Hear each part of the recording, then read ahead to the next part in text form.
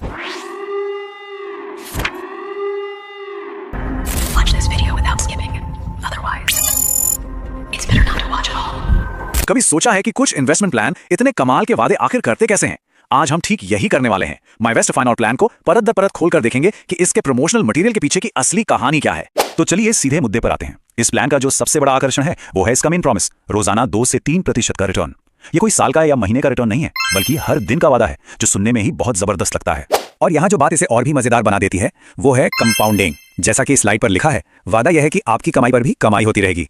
सुनने में तो ये किसी सपने जैसा लगता है ना? तो चलिए जरा इसकी गहराई में उतरते हैं। तो सबसे बड़ा सवाल यही है कि भाई ये सिस्टम आखिर काम कैसे करता है, मतलब पैसा आ कहां से रहा है। चलिए इस पूरी पहेली को सुलझाने की कोशिश करते हैं। ठीक है, तो इस पूरे सिस्टम के 2 मेन पिलर्स हैं। एक तरफ है मेवेस्ट, जो एआई टेक्नोलॉजी का इस्तेमाल करके ट्रेडिंग सिग्नल्स देता है, इसे आप इस पूरे सिस्टम का दिमाग समझ सकते हैं। और दूसरी तरफ है फाइनोर, ये वो अमेरिकी एक्सचेंज या प्लेटफॉर्म है जहां असल में ट्रेडिंग यानी खरीद बिक्री होती है। अब इन दोनों को मिलाकर बनता है एक इकोसिस्टम, जिसे एक क्लोज्ड लूप सिस्टम भी कहा गया है। इसका सीधा सा मतलब है कि एक ऐसा सिस्टम जहां कंपनी, एक्सचेंज और यूजर्स ये तीनों एक दूसरे से जुड़े हुए हैं और सब कुछ इसी सिस्टम के अंदर ही हो रहा है। मतलब बाहर की दुनिया से कोई सीधा लेना देना नहीं। तो अब जब हम इन मेन किरदारों को जान गए हैं, तो अगला सवाल आता है कि ये सिस्टम खुद कैसे पैसे बनाता है। देखिए, माईवेस्ट अपने एआई सिग्नल बेचकर कमाता है और फाइनर हर ट्रेड पर अपनी फीस लेता है। मतलब बिल्कुल साफ है, इस पूरे सिस्टम की गाड़ी तभी चलेगी जब इसके यूजर्स लगातार और भारी मात्रा में ट्रेडिंग करते रहेंगे। सिस्टम की कमाई सीधे तौर पर यूजर्स की एक्टिविटी पर ही डिपेंड करती है। चलिए अब उस हिस्से पे आते हैं जिसका सबको इंतजार रहता है। एक इन्वेस्टर के लिए इस प्लान में क्या है? यहां से भर्ती और टीम बनाने के लिए दिए जाने वाले इनामों का खेल शुरू होता है। तो इनामों का सिलसिला तो पहले डिपॉजिट से ही शुरू हो जाता है। मिसाल के तौर पर $100 जमा करने पर तुरंत $5 का रिवॉर्ड मिलता है।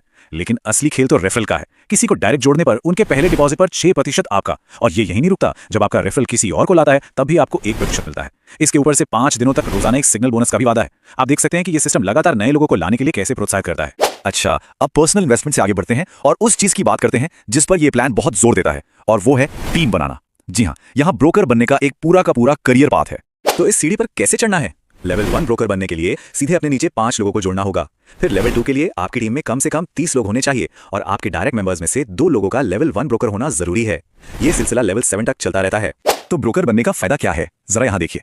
हर लेवल पर एक प्रमोशन रिवॉर्ड मिलता है और साथ में हर हफ्ते एक सैलरी भी। लेवल 1 पर ये हफ्ते के $10 हैं, लेकिन लेवल 3 तक पहुंचते पहुंचते ये $200 हर हफ्ते हो जाते हैं। और लेवल 7 पर तो $8000 महीने तक की स्टूडियो सब्सिडी का जिक्र है। मतलब साफ है, सिस्टम का फोकस ट्रेडिंग सिखाने से ज्यादा एक भर्ती करने वाली मशीन बनाने पर है, और वो इस काम के लिए अच्छी खासी रकम देने को तैयार है। और रुकिए, कहानी यही खत्म नहीं होती। प्लान में कुछ और भी बोनस हैं जिन्हें सब्सिडी कहा गया है। इनको क्लेम करने की शर्तें थोड़ी अजीब हैं। आपको अपनी टीम के साथ फोटो, अपना पता और कंपनी आईडी जमा करनी होती है। शायद ये सिस्टम में एक रियल कनेक्शन दिखाने का इनका अपना तरीका है। ठीक है, अब एक बहुत ही जरूरी जानकारी की तरफ बढ़ते हैं। चलिए देखते हैं कि जब कोई अपना पैसा निकालना चाहता है तो क्या होता है। अब यहाँ एक नंबर है जिस पर ध्यान देना होगा, और वो है 20%। ये एक बहुत ही जरूरी आंकड़ा है जो सीधे तौर पर आपके पैसे पर असर डाल सकता है। देखिए, जो आपकी मेन इन्वेस्टमेंट अमाउंट है वो लॉक नहीं होती है। आप जब चाहें उसे निकाल सकते हैं, लेकिन अगर आप 1 महीने से पहले अपनी मूल रकम निकालते हैं तो उस पर सीधा सीधा 20% कट जाएगा। यह नियम इन्वेस्टर्स को अपना पैसा कम से कम 1 महीने तक सिस्टम में रखने के लिए बढ़ावा देता है। ऐसा क्यों? क्योंकि किसी भी सिस्टम को चलने के लिए कैश फ्लो की जरूरत होती है ना? तो ये पेनल्टी बस ये पक्का करती है कि पैसा सिस्टम में ज्यादा देर तक बना रहे, जिससे सिस्टम की स्टेबिलिटी बनी रहे। तो अब तक की सारी जानकारी को अगर हम एक साथ देखें तो ये प्लान कमाई के 2 रास्ते दिखाता है, एक ट्रेडिंग और दूसरा भर्ती। आइए जरा इन दोनों की तुलना करते हैं। इस स्लाइड पे ये बिल्कुल साफ है। एक तरफ ट्रेडिंग से कमाई का सीधा साधा वादा है, दिन के 3 सिग्नल से लगभग 2% का डेली प्रॉफिट। लेकिन दूसरी तरफ देखिए, भर्ती से होने वाली कमाई का तो पूरा एक जाल है। कई लेवल्स की referral fees, weekly salary, promotion rewards और तरह तरह की सब्सिडी। ये साफ है कि भर्ती के लिए बनाए गए इनामों का ढांचा कहीं ज्यादा कॉम्प्लेक्स और फैला हुआ है। ये मॉडल पूरी तरह से नया नहीं है। स्रोत सामग्री में इसकी तुलना बीजी वेल्थ जैसे दूसरे प्लेटफॉर्म से की गई है।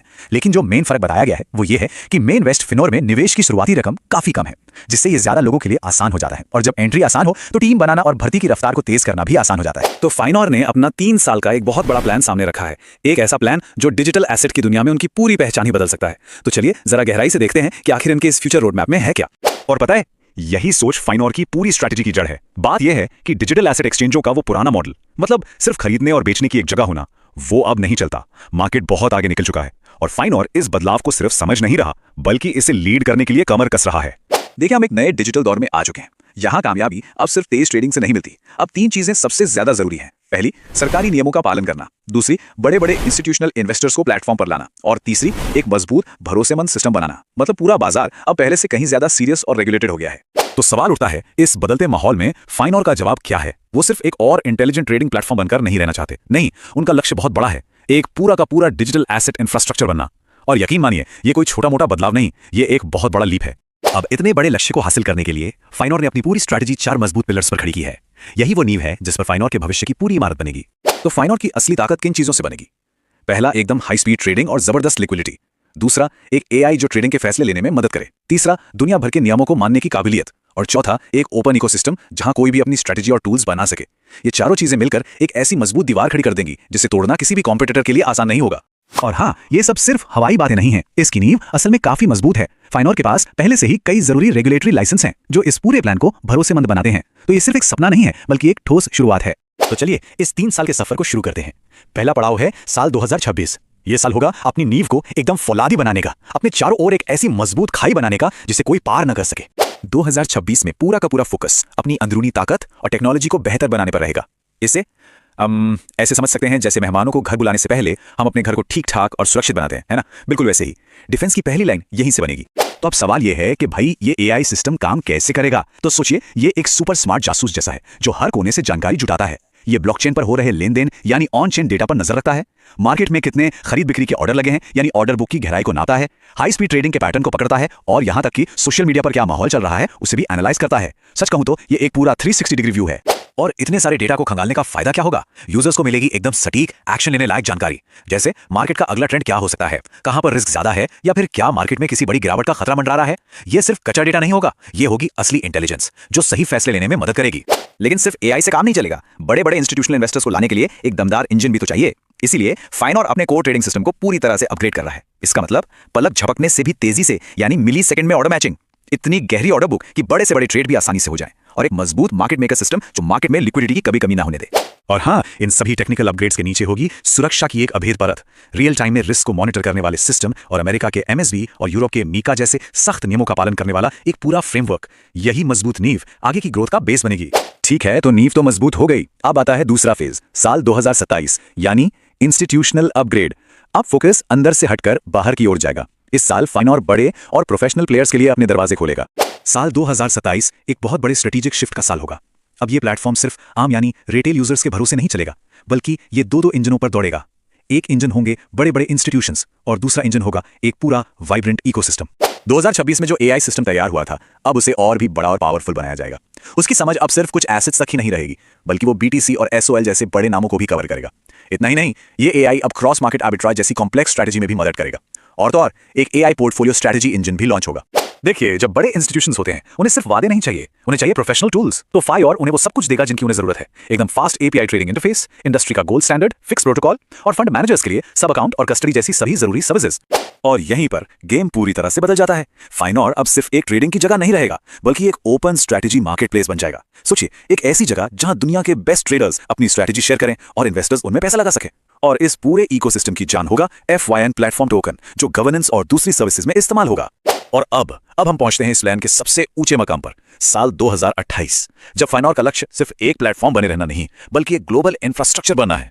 2028 में एसेट्स की दुनिया और भी बड़ी हो जाएगी। प्लेटफॉर्म पर सिर्फ डिजिटल एसेट्स ही नहीं, बल्कि डेरिवेटिव्स और यहां तक कि रियल वर्ल्ड एसेट्स का टोकनाइजेशन भी होगा। सोचिए जरा, स्टॉक, बॉन्ड या रियल एस्टेट को भी टोकन के रूप में ट्रेड किया जा सकेगा। ये सच में मौकों का एक नया ब्रह्मांड खोल देगा।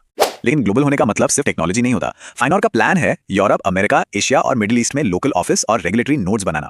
इससे ग्लोबल कंप्लायंस नेटवर्क तैयार होगा। इसका फायदा, दुनिया भर के बड़े इंस्टीट्यूशंस और रेगुलेटेड फंड्स बिना किसी हिचकिचाहट के इस प्लेटफॉर्म से जुड़ पाएंगे। और आखिर में ये सब मिलकर एक ऐसा लूप, एक ऐसा चक्र बनाते हैं जो अपने आप चलता रहता है। देखिए, यूजर्स आते हैं, वो ट्रेड करते हैं, जिससे नई स्ट्रैटेजीज बनती हैं, फिर और कैपिटल आता है और फिर सब मिलकर गवर्नेंस में हिस्सा लेते हैं। ये एक ऐसा इकोसिस्टम होगा जो लगातार खुद को बेहतर बनाएगा और आगे बढ़ता रहेगा। तो संक्षेप में कहें तो ये है फाइनोर की एक ट्रेडिंग प्लेटफॉर्म से ग्लोबल इंफ्रास्ट्रक्चर बनने की 3 साल की पूरी ट्रांसफॉर्मेशन जर्नी। ये पूरी कहानी एक बिल्कुल साफ रास्ता दिखाती है। 2026 अपनी कोर कैपेबिलिटीज को मजबूत करना, 2027 प्लेटफॉर्म को अपग्रेड करके इंस्टीट्यूशंस के लिए खोल देना और 2028 तक एक ग्लोबल मल्टी एसेट इंफ्रास्ट्रक्चर में बदल जाना। ये एक बहुत ही क्लियर और पावरफुल रोड मैप है। तो फाइनोर ने नक्शा तो तैयार कर दिया है, ये एम्बिशियस भी है और वक्त की मांग भी। लेकिन असली सवाल ये है कि ये सफर डिजिटल एसेट्स की दुनिया को कहां ले जाएगा? क्या फाइनोर सिर्फ एक और एक्सचेंज बनकर रह जाएगा या फिर ये इंडस्ट्री का अगला बड़ा इंफ्रास्ट्रक्चर बनेगा? खैर, इस सवाल का जवाब तो आने वाला वक्त ही देगा।